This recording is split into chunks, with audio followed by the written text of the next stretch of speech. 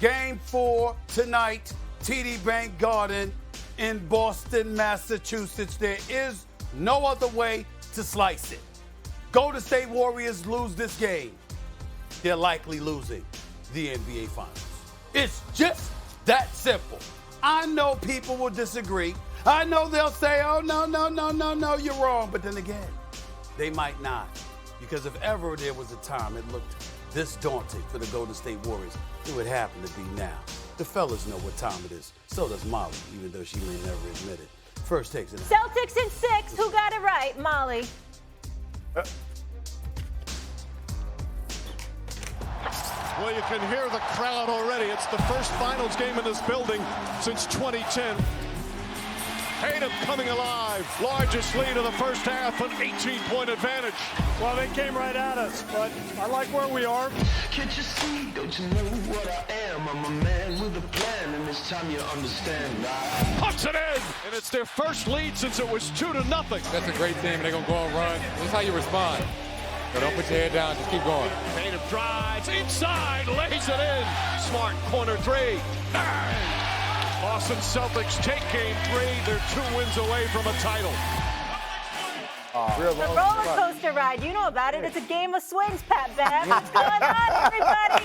The game of swings in, yes, relationships and in the finals. SA at home, good to see you, sir. Jay, Will, Pat Bev, I'm Molly Karaman. We're going to have some fun today because it is a feel-good Friday. Okay. Right, gentlemen? Yes, it is. All right. SA, you feeling good?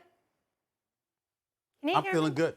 Okay. Yeah, All right. okay. All right. Let's do it because I can hear you. I can hear you loud and clear. It's game day, and he's working tonight. 9 Eastern on ABC. The Celtics up 2-1. One major concern: the health of Steph Curry, who has been carrying his team, was injured in the fourth quarter of Game 3 when Al Horford rolled in Curry's leg as the two dove for a loose ball. Curry isn't missing Game 4 though. Take a listen. I'm gonna play. That's all I know right now. Get as much recovery and healing as possible. Understand how important Game 4 is, and I'm excited about the opportunity.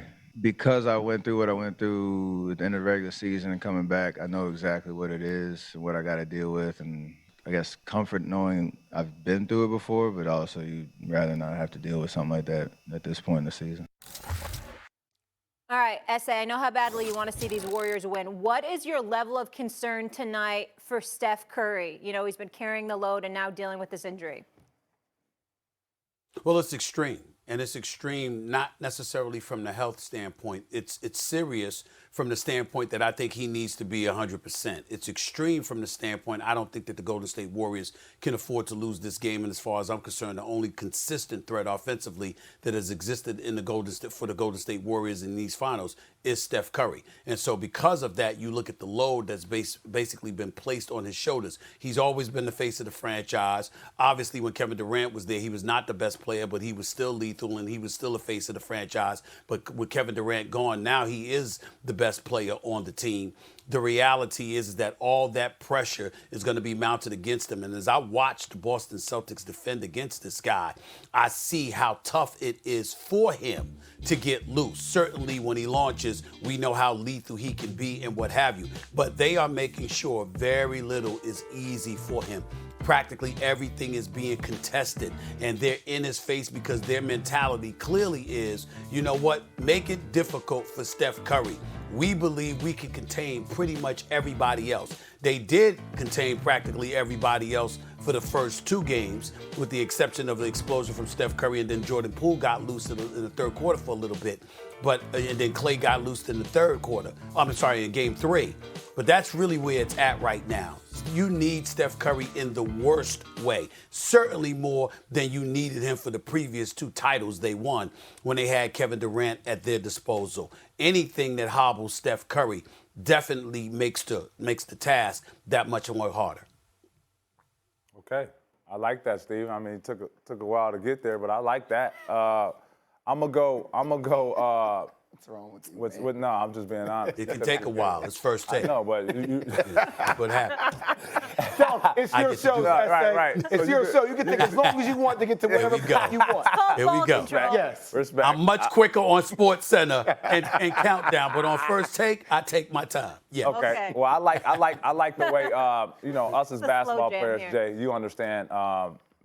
You too, Steve. Probably a long time ago. When you're injured, when you come back, you're so focused on getting healthy. You're so focused on the injury that you tend to kind of not think about the game and kind of play relaxed. So I wouldn't be surprised if I see Steph Curry have an explosive game tonight. I'm with you, PB. I hope he does have an explosive game.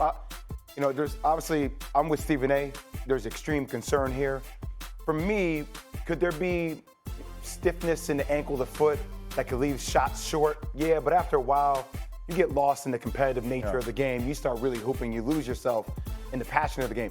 Where I do get worried about him and the ankle, though, is more so on the defensive side of the ball. Yeah. See, me being at this table with you, one of the reasons I've always loved your game is that you're a pit bull, right? You're a shark. When you smell blood in the water, you're hunting. So there's blood in the water now for Steph Curry. So if he was already getting targeted in Game 3, the way Marcus Smart, you want to keep switching all this action? No. You end up on Marcus Smart, we're going to put you in the block. No. You end up guarding Al Horford, we're putting you in the block. Now, every time I got anybody that you're on, I'm driving you. Already know that you don't have any interior presence, right? Now, we'll see if they play Kuminga. We'll see if they play Kevon Looney, how they'll match up those minutes. But if there's not an interior presence and Draymond switching so much on the perimeter, whoever Steph Curry is guarding, make it a signal to attack him and drive him and make him move lateral. And I understand that standpoint, and that wouldn't be a wrong standpoint. But if this was something new that Steph Curry was dealing with, then I'll be like, okay, this is something he's dealt with. This is something he's dealt with in the past. So he kind of knows how to manage it, and it won't be surprised they're attacking everybody on that team. Everybody is blood in the water on that team. So I'm sorry, Stephen A. Smith. This is your show. My Not bad. to jump on. Yeah, it is. It's okay though, man. It's okay. I got 20 plus years on you. I got 20 plus years on you. Remember that, my brother. It's our show. I thought he was going to say it's our PSA, I didn't say nothing. He claimed it real quick. It's me and Molly. It's me and Molly. You just remembered me. Let's make sure Pat, come check me out in 20 years. I'm going to be looking for you 20 years from now, my brother. You're turning 34 July 12th, I think. So we'll see. We'll see. But here's the deal, y'all. I want to transition just a touch. Stay on Steph Curry, but I remember years ago when Shaq fouled out in the finals against Indiana, and Kobe was like, "I got you. I got this."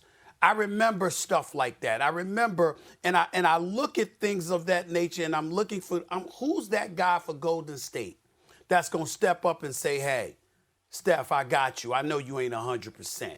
I got you." I'm not seeing anybody now. That's what's making me nervous, okay? When I think about Minnesota, let's take Minnesota. And Bev, your squad right now. Karl Anthony Towns is supposed to be that dude, but Anthony Edwards has arrived. You understand? But we know that Karl Anthony Towns could explode and put up some points. But let's just say for a hypothetical, or something happened to Karl Anthony Towns, and everybody said, "All right, Anthony Edwards, what you gonna do?" Anthony Edwards would be, okay, we'll see. Give me the rock. I'll be here. I'm looking for who that dude is on Golden State for this particular series. Stephen A., because doesn't it have to Klay be? still is not 100%. It has to be Klay, though. I've been talking about this all morning long, and I know they do it by committee, let's say, between Wiggins and when Jordan Poole can give you that impact. But watching Klay in Game 3, you still feel like there is a supernova type of Klay. And that is my thing. Even with Stephen Curry, if he's being attacked on the defensive side of the ball and you're asking him to carry the weight on the offensive side of the ball, my man gets tired quickly. So the one person that can provide that impact, that momentum swing, even though we're asking a lot for a guy that didn't play basketball in 2 years, coming off that torn ACL and that torn Achilles, it has to be Klay Thompson in this moment to help them get over it. I don't know if I see Jordan Poole or Wiggins doing it. Well, let me listen. I'm throwing this at y'all. I'm not saying that I have the answer. I'm throwing it at y'all. You remember that one play? Because we see Klay rolling off screens all the time and popping it. We get that. But did you see that one play where he drove to the basket and Jaylen Brown followed them and blocked the shot. If you watch that particular play, just that one play, that's Boston letting you know, we can't do anything if you get space and you launch. We understand what you can do. But in terms of dribble drive penetration, getting to the hole on your own off the dribble and finishing at the basket, hell, you ain't got nothing on us if you Klay Thompson. That's what Boston seems to be saying. We're just as big, if not bigger. We're damn sure stronger, and we're clearly healthier because we weren't out the last 2 years. You were, and you're trying to get yourself back. So I'm not saying that Klay can't do something or Klay doesn't need to do something. I certainly think that he's capable of explosion. But his shot opportunities have to be created by the likes of a Steve Kerr in terms of his coaches schematically, what Draymond Green is going to do in terms of setting screens and things of that nature, and having somebody else on the court to draw some attention away so when you kick the ball to Klay, Klay can get a shot off. That's what I'm saying. You can't just give it to him and say, take us there. He needs help. So we go just, and we just go keep giving Andrew Wiggins a pass? He's an all-star. He was an all-star this year. I'm not. He was an all-star this year. His ass got to wake up and step up on both sides.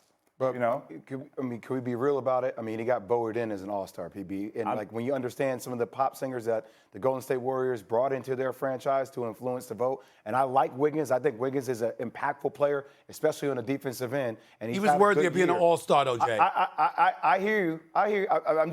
He was worthy of it the first half of the season. He was worthy. Not the second half. I didn't say he was not worthy. I'm just worthy. giving you the facts on how it became something because of the influence that the pop star had. That's the reality of it, is it not? Yeah, but we talk about his game, though. We talk about what he saw with his game. No, he did I'm just saying, like, to when be you an have all-star, and then he became an all-star and didn't show up. Yeah, I'm just saying when you have Andre Iguodala, dressed up, signaling you to come here.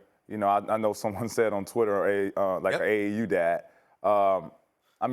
As an all-star, I'm all with coaching, but as an all-star, I'm locked in. It's a championship. Ain't nothing we need to talk about. We in the trenches right now. We down. We in Boston. I need to do what I need to do to get a dub tonight. I don't need no help from the side. Hold on, Bev.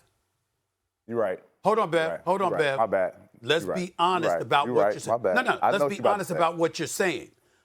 No. Let's be honest about what you're saying. Andre Iguodala wasn't calling him over there for something schematically or here's a play here, there. The way that Andre Iguodala called him over, that seemed to be challenging him to up his level of intensity. Right. That's what you're speaking about, Ben. Yeah, that's what I'm talking about. Because there's nothing wrong with talking about something schematically. Energy-wise, Wiggins didn't seem to be there. That is inexcusable in the NBA Finals. You're absolutely right. This is a former number one overall pick. Right. It's not skill-wise, Jay. Not skill-wise, but back in the day, I was like, I'd give him away for a bag of cookies. Yeah. Because his level of intensity never seemed to be there. Then he upped it this year, and it ain't there now. And if this was any other number one pick, everybody at this table would be all over him. That's all I'm saying. I just said he has to step up. Obviously, he's doing a great job on Jason Tatum. Maybe that's, some legs going to take him away, but this is a championship. Ain't no excuse. You got to step up. I know you're focused on the players, but I want to talk